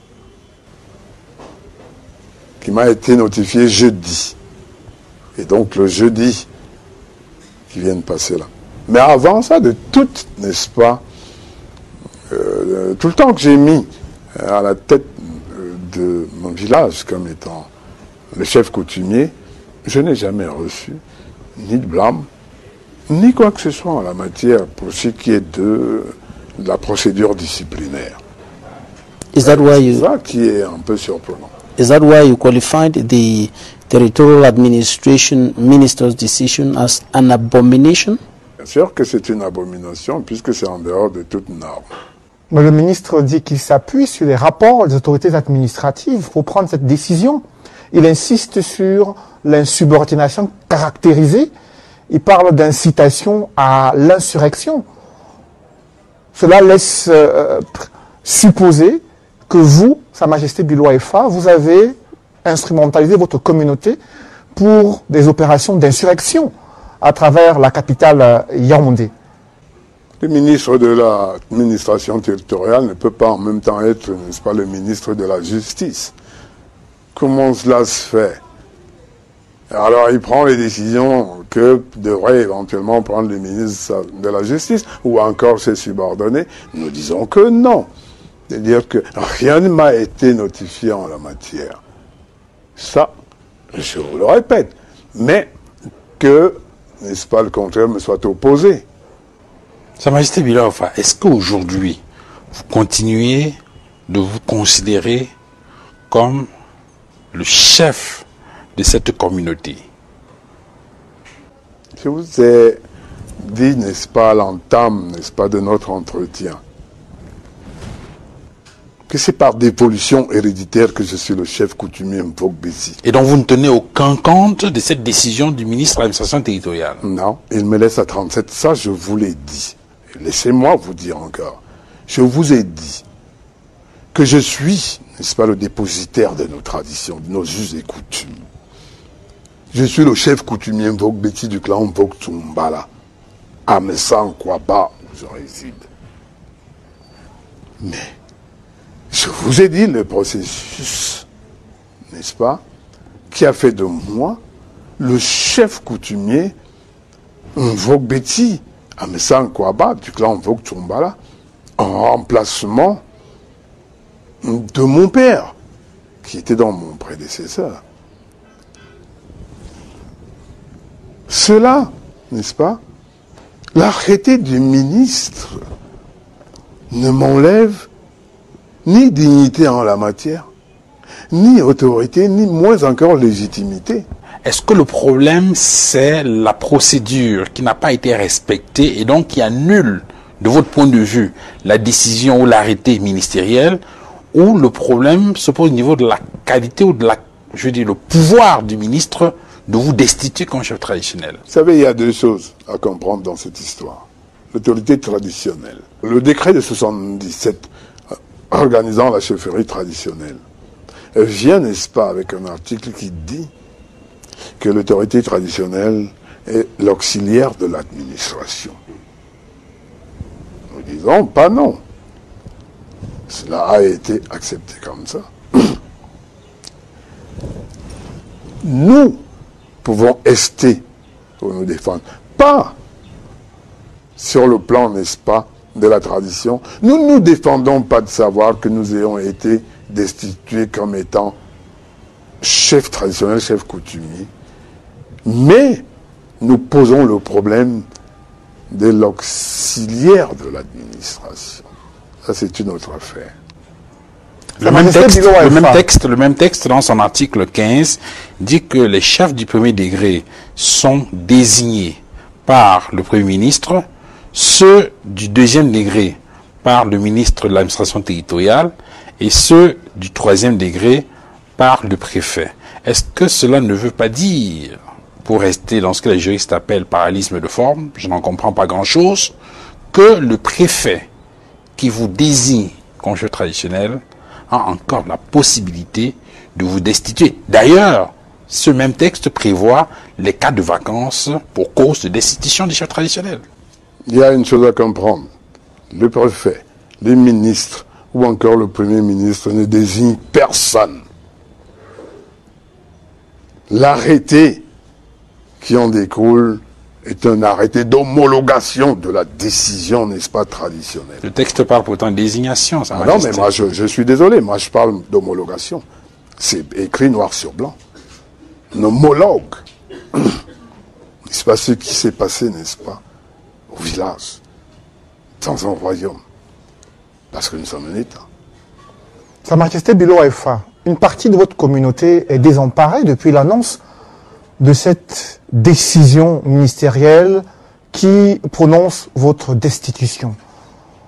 Lorsque vos administrés sont ainsi troublés, quel message en langue leur adressez-vous? Maïn Makal, Tsumbala, et dans mes aboben, Dili, Sekik, Ma, Meneazo, Mina yon Tsumbala, Minyaba yine bat tukuram barak. Dami bo kala, Amubakar Joadal na serserangatu miak. Serset angatu miak. Oye en bas bonal. Bak ba danzen. Asuina, bak ba beaucoup min bitou, bak ba bouk min me fap. Anum fawam. Ma yemidom yamen ndambo, asuina maluman. Da Din ya ini inzan ayabat tukuram barok Je voudrais dire à mon peuple que oui, d'accord, une décision allant dans ce sens est tombée à mon encontre. Mais il ne faudrait pas que mon peuple et donc ma population se leurrent, se trompent. Ce n'est pas sur moi qu'ils devraient pleurer. Et sur eux même, parce que c'est leur dignité qui est en train d'être piétinée. À moi-même, moi je suis Biloa Ifa. Mais je suis le dépositaire de nos traditions, de nos us et coutumes. Demain, il n'y aura plus Biloa Ifa. Mais il y aura toujours un chef coutumier, Vogbeti, du clan Vogtumbala, mais ça en quoi bas. Donc il faudrait qu'il fasse très attention. Mais il faut une macarne.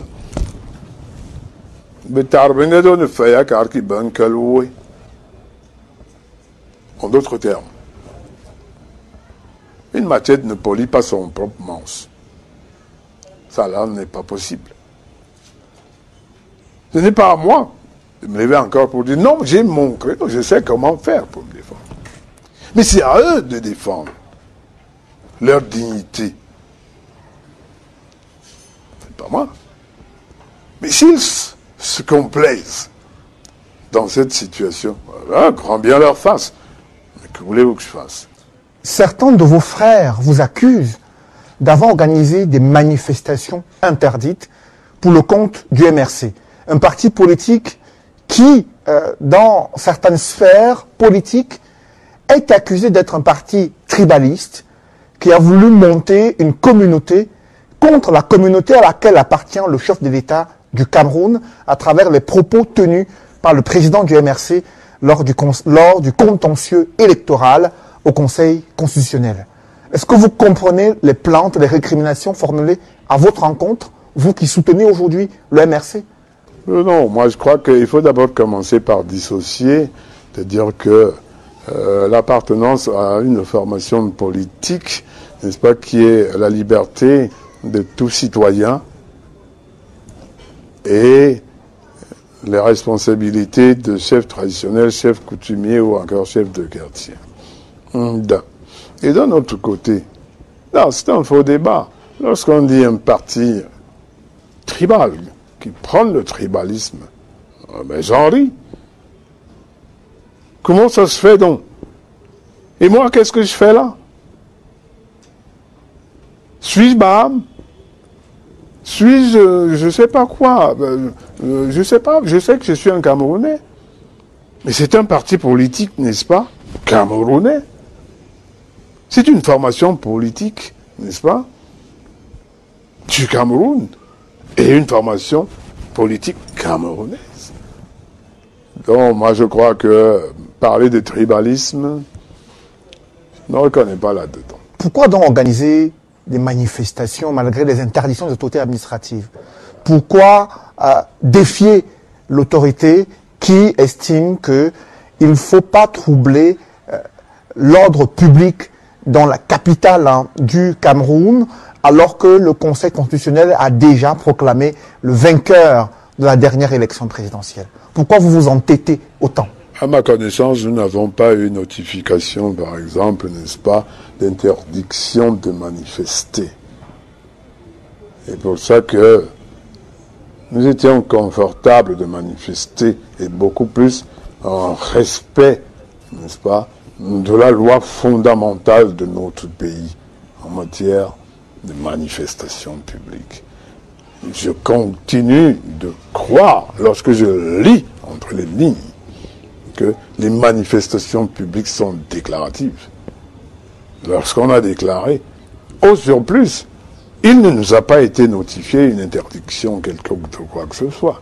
C'est pour ça que, pour revenir, n'est-ce pas, à votre question,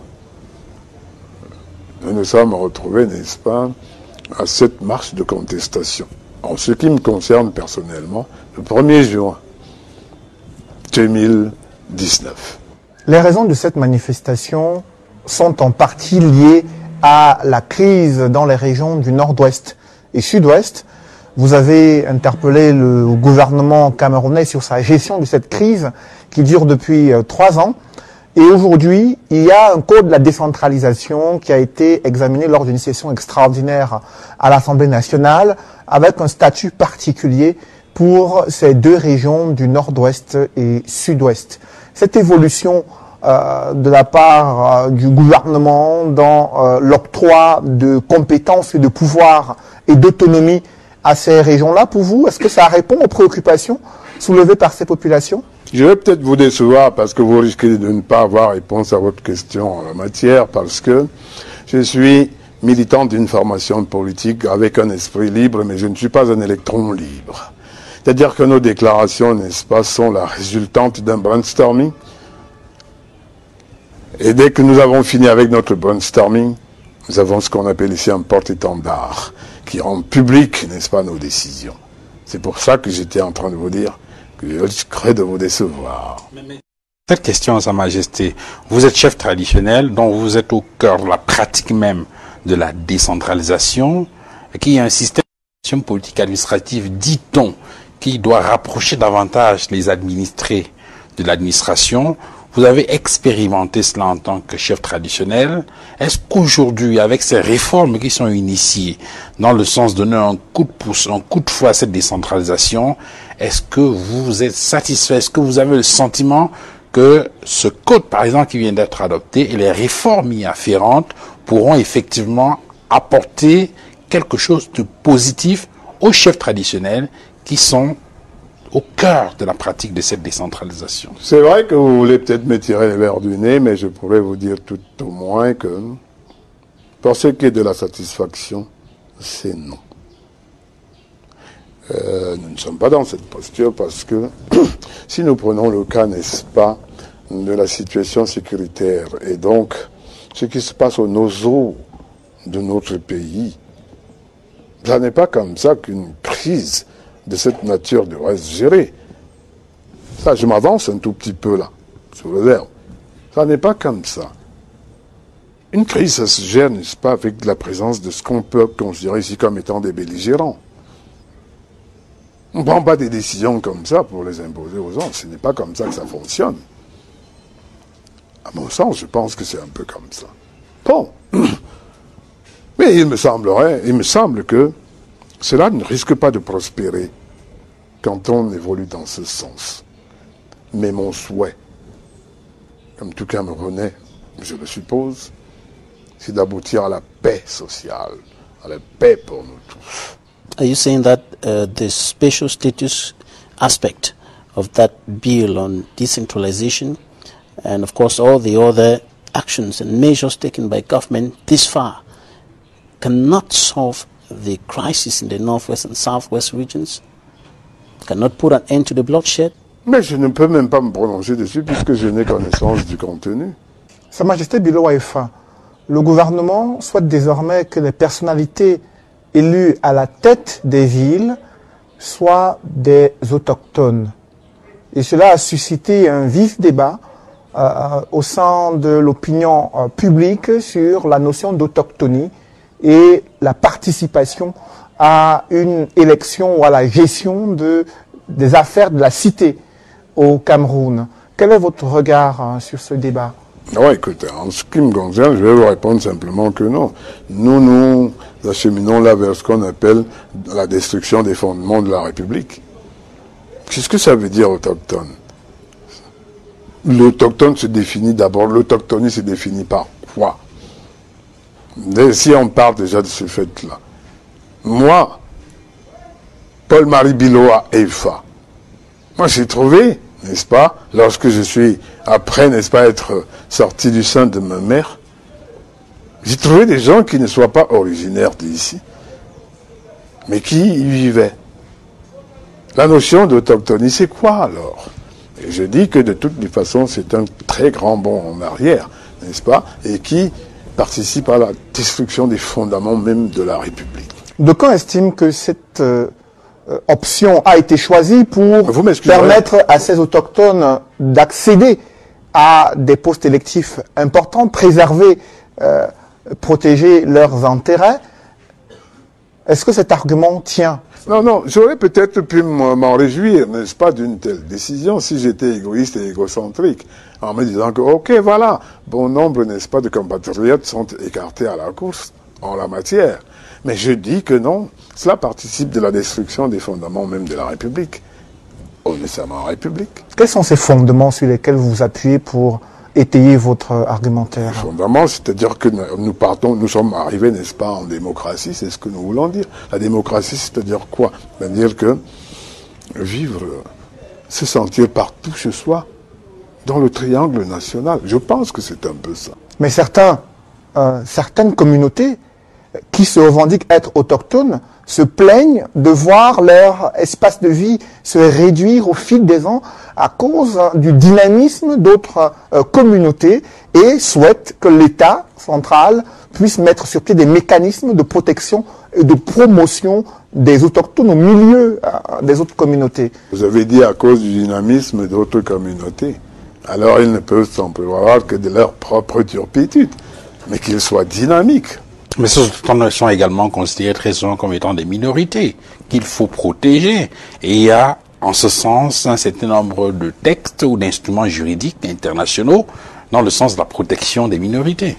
Oui, là, j'avoue, je suis même parfaitement d'accord avec vous. Mais je vous prierai de comprendre que, à une autre occasion, et sous un autre ciel, je vous apporterai, n'est-ce pas, une réponse, n'est-ce pas, par l'entremise de, n'est-ce pas, la chapelle dont je me revendique. Sa Majesté Bilo Alpha, nous sommes à Yaoundé. Vous êtes chef coutumier depuis une quarantaine d'années. Comment appréciez-vous le niveau de vie des populations ici, la qualité de la vie et les conditions de vie des populations ici à Yaoundé? Dans l'ensemble, c'est médiocre, c'est même exécrable. Moi, je dis, c'est pour ça que mon combat, n'est-ce pas, est axé beaucoup plus sur ça. Parce que moi, personnellement, je continue de batailler, n'est-ce pas, pour l'amélioration du cadre de vie des concitoyens. Si cela a été chose... Quel est l'état des lieux aujourd'hui? L'état des lieux, je dis que c'est visible. Voyez-vous, comment... Prenons des petits exemples, par exemple, sur le plan de l'hygiène. Vous vous sentez vraiment à l'aise, vous, sur le plan de l'hygiène seulement? Comment on fait? Je ne vais pas être exhaustif, je vous prends seulement ce pan. Nous vivons avec des tas d'immondices. Ça peut se résoudre, ces problèmes. Il y a seulement ce qu'on appelle ici une absence de volonté politique. C'est tout. Quand on pense, n'est-ce pas, à des milliards qui s'envolent en fumée, par-ci par-là, n'est-ce pas, entre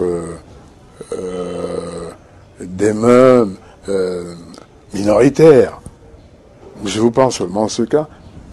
Mais des exemples, n'est-ce pas, et il y en a à n'en plus compter, mon cher Cédric. Mais vous auriez pu changer la vie de ces populations en allant aux élections. Les populations attendaient le MRC à ces élections législatives et municipales pour améliorer leurs conditions de vie en étant élus à la tête des mairies, en étant élus députés à l'Assemblée nationale.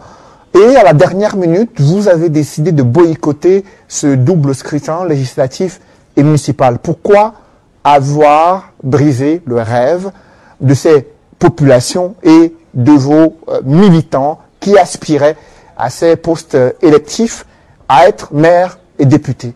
Vous ouvrez encore là un autre pan, Cédric, qui m'amène à vous dire que nous n'avons pas brisé le rêve, n'est-ce pas, de ces postulants éventuels, mais nous les avons plutôt sauvés de la mascarade. Nous les avons sauvés, n'est-ce pas, de ce que j'ai toujours appelé ici l'abîme sans fond. De quoi il s'agit? Qu'est-ce que vous avez pu entrevoir avant ce processus électoral? Le code électoral de notre pays, n'est-ce pas, ne permet pas, n'est-ce pas, un jeu clair. Donc, nous avons des illustrations, n'est-ce pas, à foison. Là, on ne prie pas on reviendra peut-être là-dessus. Bref, ce n'est pas possible de gagner une élection face au régime actuellement avec ce code électoral s'il n'est revu de façon consensuelle.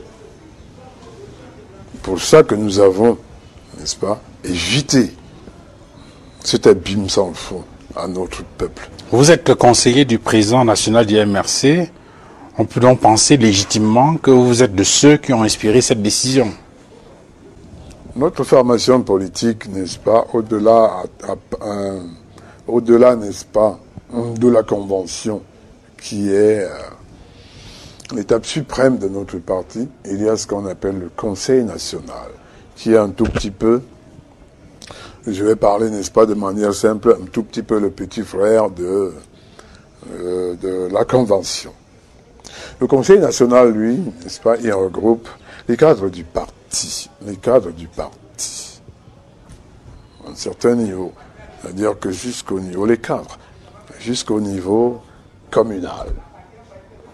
Et les décisions sont débattues au sein, n'est-ce pas, de ce Conseil national avant d'être rendues publiques.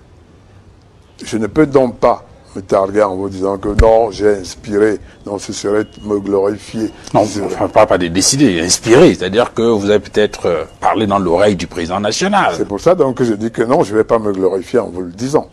Mais moi, je préfère dire que non, c'est le Conseil national, n'est-ce pas, qui a décidé.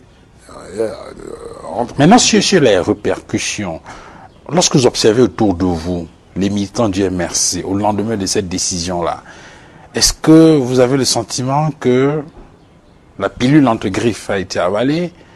Est-ce que vous n'avez pas le sentiment que cela pourrait impacter négativement sur l'avenir du parti? Est-ce que vous voyez un MRC plus fort ou plus fragile au lendemain de cette décision de boycotter le double scrutin? La pilule est restée à mi-chemin entre, n'est-ce pas, la gorge et la panse.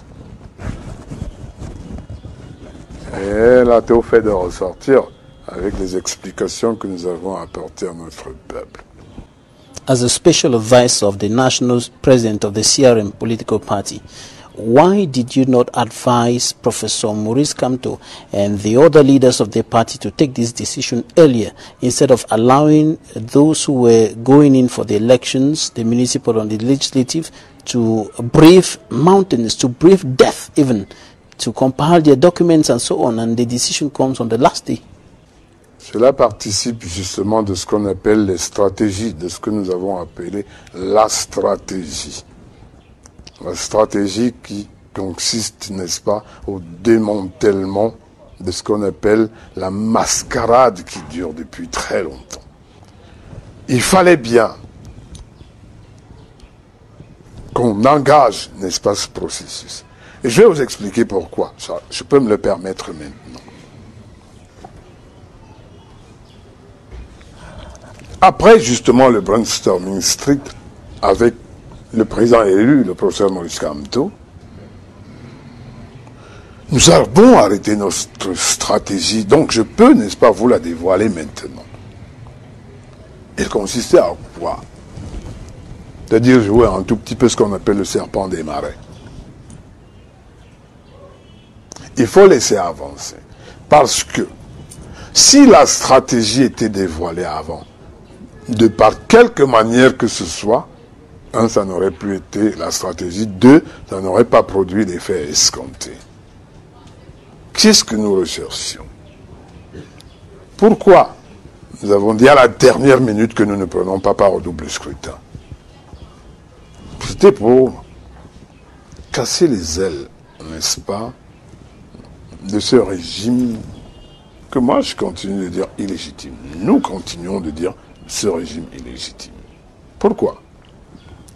Si nous avions fait transpirer, n'est-ce pas, notre stratégie dans notre façon de le faire, même seulement 48 heures avant, au régime vous aurez sorti peut-être une dizaine de micro-partis, financés toujours par lui-même, pour vous miroiter que non, il y a une situation multicolore sur le plan politique dans le pays. Il fallait attendre, n'est-ce pas, le jour J pour arrêter. Et le président élu, le professeur Maurice Kamto, vous a encore dit, n'est-ce pas, lors d'une émission, que non.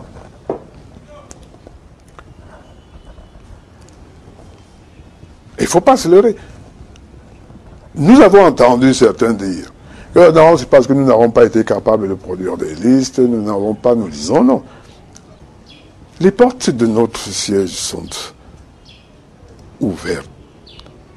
Venez, vous allez constater, n'est-ce pas, la foultitude de dossiers pour ce qui est des mairies, pour ce qui est, n'est-ce pas, des candidats à la députation. Donc la question n'est pas là. Si aujourd'hui, le jeu électoral est clair à travers, n'est-ce pas, les mécanismes que l'on appelle ici, le code électoral, vous verrez comment on va aller aux élections. Et j'étais en train de vous dire que nous ne sommes pas allés aux élections parce que nous voulions éviter, n'est-ce pas, l'abîme à nos militants d'une part, mais en général à notre peuple. Voyez-vous, revenez un tout petit peu en arrière. Lors de l'élection présidentielle, c'était l'octroi. L'octroi. C'est-à-dire que le régime a octroyé 14%, n'est-ce pas, au président élu, le professeur Maurice Kamto. Et le régime voulait nous ramener à l'humiliation extrême, en démontrant que, mais non, ces gens-là sont en train de parler de hold-up électoral, parce qu'ils allaient encore octroyer cette fois-là un minima. Cette fois-là, véritablement un minima. On pourrait vous donner, par exemple, 5 députés. Donner, je parle bien de donner. Peut-être 3 ou 4 mairies obscures, dans un coin lointain du pays, pour démontrer, dire aux yeux de l'opinion que, mais non, mais ces gens qui crient à tuer Adia au hold-up électoral, mais voilà ce qu'ils valent. Je voudrais justement vous relancer sur l'avenir, mais cette fois-ci sur votre avenir à vous, Sa Majesté Bilo Efa. Vous avez dit tout à l'heure que vous considérez toujours comme chef traditionnel. Cela veut dire que vous vous mettez en porte-à-faux avec la décision qui a été prise par le ministre de l'administration territoriale. Vous n'en tenez aucun compte, c'est ce que vous avez dit. Qu'est-ce que vous allez faire de façon concrète? Est-ce que vous allez attaquer la décision? Qu'est-ce que vous allez faire concrètement? Ça, c'est le premier volet de ma question. Le deuxième volet, c'est en rapport avec votre avenir au sein du MRC, le Mouvement pour la Renaissance du Cameroun. Est-ce que vous allez, je veux dire, est-ce que vous allez continuer à militer dans cette formation politique ou bien vous allez peut-être envisager de poursuivre ou de retourner au RDPC, de poursuivre dans une autre formation politique qui pourra faire une offre beaucoup plus importante après le secousse que cette formation politique peut connaître au lendemain de la décision du boycott? Cette décision n'influence en rien ma trajectoire politique. Et j'ai dit, mon militantisme au mouvement pour la renaissance du Cameroun ne tient pas ses fondements absolument à la recherche d'un poste.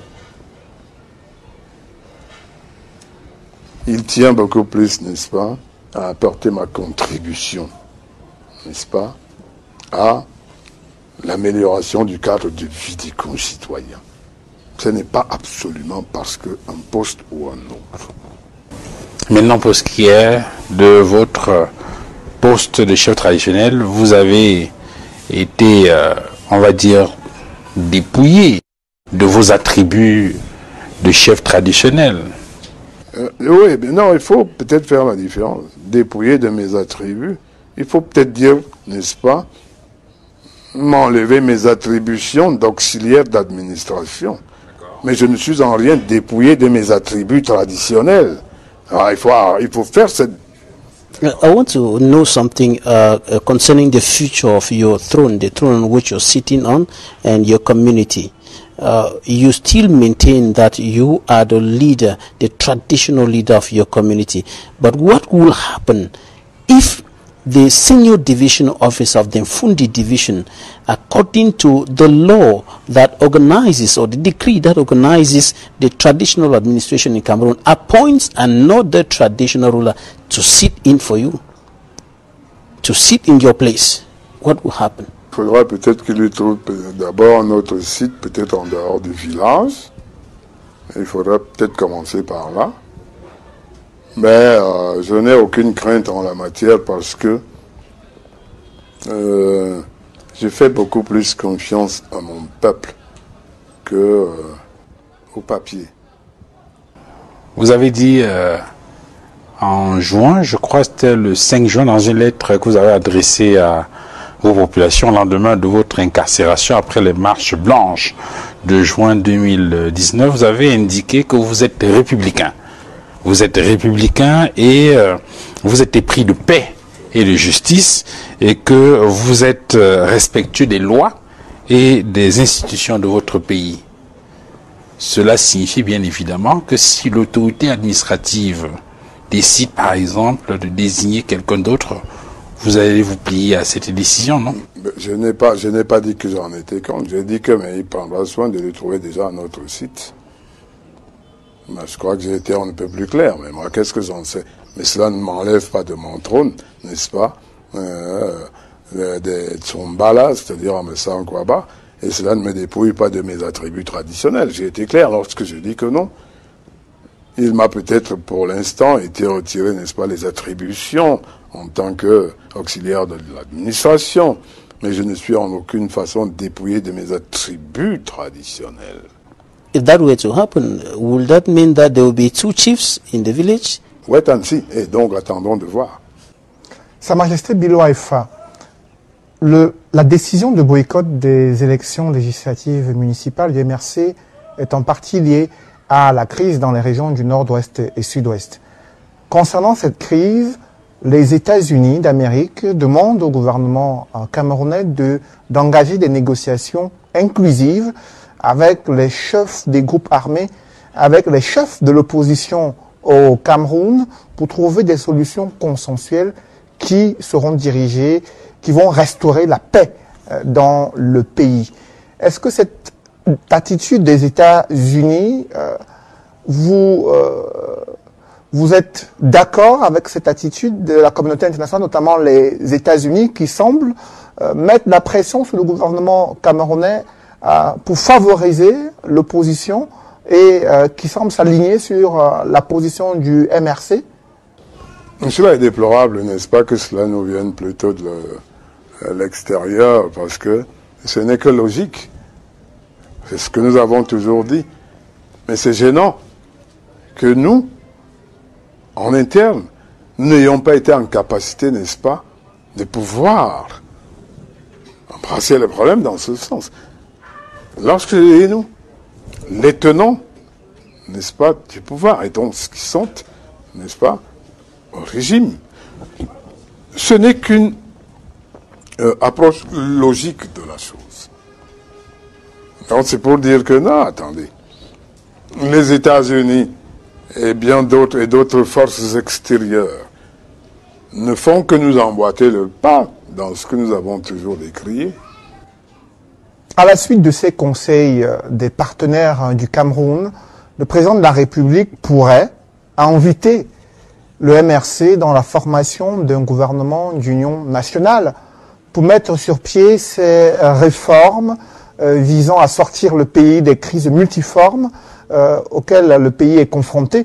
Est-ce que vous, en tant que conseiller spécial du président national du MRC, vous donneriez votre quitus pour que votre formation politique puisse entrer dans un gouvernement d'union nationale à la tête duquel se trouve le chef de l'État, Paul Biya, pour conduire les réformes et sortir le pays de la situation dans laquelle le pays se trouve actuellement? Vous souffrirez que je ne puisse vous dévoiler, n'est-ce pas, ce que je peux apporter comme conseil, n'est-ce pas, à mon porte-étendard. comment est-ce que je pourrais, n'est-ce pas, vous dévoiler ce que je pourrais lui apporter comme conseil? Je lui apporte des conseils et il a toute sa liberté de rendre public, n'est-ce pas, de juger d'abord de l'opportunité. Dans un tel scénario, quel conseil pourriez-vous donner? Vous n'arriverez pas à me tirer les verres du nez en la matière. Je vous ai dit, je ne pourrais pas vous faire, n'est-ce pas, étalage des conseils éventuels que je pourrais apporter, n'est-ce pas, au président national de mon parti et dont le président est élu. Vous ne donneriez pas un conseil, mais quelle est votre position personnelle? Une position personnelle? Non. Je crois que vous prenez un autre détour là pour arriver, n'est-ce pas, à la réponse. His Royal Majesty, will it be advisable for any party of the opposition, including the CRM, to join hands with the ruling party, the CPDM, to form a government in order to take Cameroon out of the troubled waters? Will it be advisable for any political party? À ce niveau, je peux vous apporter une réponse. Je dis que le président est élu. Il n'a jamais eu de cesse de clamer qu'il a la main tendue. Mais prenez-la. Avoir la main tendue, ça veut dire quoi? C'est en août, 18 ans. Donc la main reste tendue. Sa Majesté Bilo Efa, nous sommes arrivés au terme de cette émission. Vous êtes le chef coutumier Vokbeti. Au moment où il y a ce repli identitaire qui semble prendre l'ampleur au Cameroun, au moment où la question du tribalisme est d'actualité, quel message en langue avez-vous à la fin de cette émission pour les populations qui vous écoutent, pour les Camerounais qui vous suivent ce soir? Mais une makara yondam nous sommes yaba que ba quoi ne bibo menzogoro ne nyar mongos zoa mongot ma torne zom tiasi ki gombangasu namwan binga yabna bin zom zizia bin un Cameroun bon be Cameroun ben zom zizia oya on bin da am ki biya bebna bi boy zom balone nyar mongos zoa mongos zom tiasi ki ga mbang matam non vulna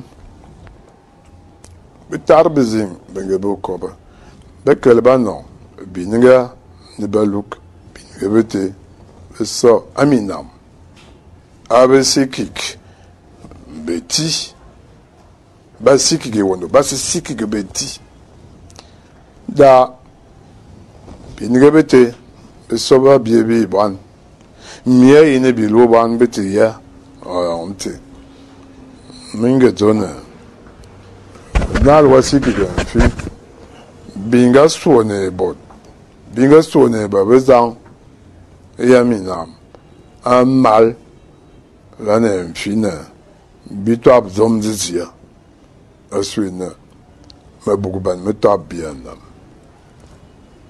Voilà ce que je voulais dire en quelques mots, c'est-à-dire en résumé. Je dis, nous ne pouvons pas aller dans cette lancée-là. C'est le message que j'envoie, n'est-ce pas, mes populations, mon peuple, et que nous ne pouvons pas aller dans cette lancée-là, dans ce qu'on appelle ici le repli identitaire. Ce serait un retour grave en arrière, un retour terrible, ce serait même catastrophique. Et j'étais en train de dire que je prends l'exemple, par exemple, de nos parents, à une certaine époque, qui avaient pris, je prends les cas simples, pour épouse des filles venues des contrées voisines, et pas seulement des contrées voisines, et même des régions, n'est-ce pas, voisines. Comment on fait? Et je voudrais même prendre mon cas propre à moi. À l'époque, lorsque je succédais à mon père, et donc, à l'âge de 24 ans, j'ai pris pour épouse une fille de l'Ouest, précisément d'une D, dont Baganté. Bon, paix à son âme, elle a été rappelée, elle m'a laissé des enfants, et donc 6 enfants. Comment on va appeler ces enfants-là? On les met où lorsqu'on va commencer à parler de repli identitaire? Bon, paix à son âme, elle a été rappelée en Dieu en 2004. Mais après quelques temps de viduité, j'ai repris un cœur femme, mais toujours un cœur à l'ouest. cette fois-là, chez les Bafans et donc chez les Bapoutengalu. Des enfants, nous en avons aussi. Mais qu'est-ce qu'on fait? Bref, pour dire que, pour moi, le repli identitaire, n'est-ce pas, serait catastrophique. Ce n'est pas bon pour notre pays, et ni pour aucun autre pays. Merci, Sa Majesté Bilo Alpha, de nous avoir reçus ici au Palais Royal. C'est nous qui vous remercions, n'est-ce pas, pour l'honneur que vous nous avez fait par cette visite de courtoisie, comme je l'ai dit depuis le départ, en notre modeste demeure. Ça n'est pas toujours, n'est-ce pas, qu'on a un panel de brillants journalistes tels que vous. Moi, je vous ai toujours vu, n'est-ce pas, à travers les médias. Je ne pensais pas vous avoir, n'est-ce pas, en personne tel que vous êtes là. Et donc, il est normal que ce soit moi et donc nous qui vous disions merci pour cette visite de courtoisie. Je remercie également Duval Fongois et Jonathan Dabila d'avoir participé à cet entretien. Mesdames, messieurs, c'est la fin de cette émission. Merci de l'avoir suivi. Merci à toutes les équipes techniques conduites par Emmanuel Wapi, Eric Ouattara, qui ont contribué à la réalisation de cette émission La Vérité en face au Palais Royal du chef coutumier Vokbeti sur les hauteurs de Yaoundé. Merci de l'avoir suivi et merci de rester sur Equinox Télévision.